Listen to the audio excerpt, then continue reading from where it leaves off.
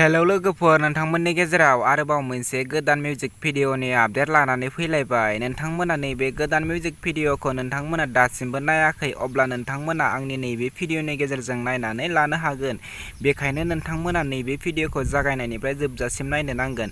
फैदो लोगोफोर, दिनैनि बे गोदान भिडिअनि आपडेटनि सायाव।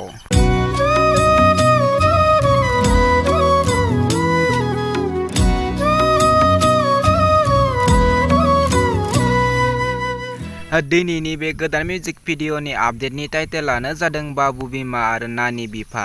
बियो मोनसे कमेडि गोदान भिडिअ। लोगोफोर, नोंथांमोना नायखाबाय जानो हागौ, थेवबो आं नोंथांमोननि गेजेराव आपडेट खालामनानै होफिनबाय। नैबे भिडिअनि कास्टिंआनो जादों मैथा बर', जायखौ प्रबिन, हाबिला बर' आरो सानि ब्रह्म। लोगोफोर, नैबे भिडिअआ जोबोरैनो मोजां जादों आरो बिथांमोना नैबे भिडिअखौ अलरेडि फुल आपल'ड खालामनानै होखाबाय। नैबे भिडिअनि डिरेक्सन आरो सुरुग्राफियानो जादों बरुना बसुमतारी। नैबे भिडिअनि मेथाइखौ रोजाबदों गेरेम ब्रह्म आरो जेसि नार्जारि। लोगोफोर, नोंथांमोना दासिमबो बिथांमोननि बे गोदान मिउजिक भिडिअखौ नायाखै, अब्ला नोंथांमोना एस.एन. खुंगुर प्रडाक्शन इउटुब चेनेलाव थांनानै बिथांमोननि नैबे गोदान कमेडि मिउजिक भिडिअखौ नायहैदो आरो नोंथांमोना बिथांमोननि इउटुब चेनेलखौ दासिम साबस्क्राइब खालामाखै, अब्ला बिथांमोननि इउटुब चेनेलखौबो साबस्क्राइब खालामनानै होदो।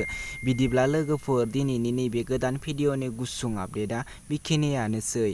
नोंथांमोना आंनि चेनेलखौ दासिमबो साबस्क्राइब खालामाखै, अब्ला आंनि चेनेलखौ साबस्क्राइब खालामनानै गालांदो।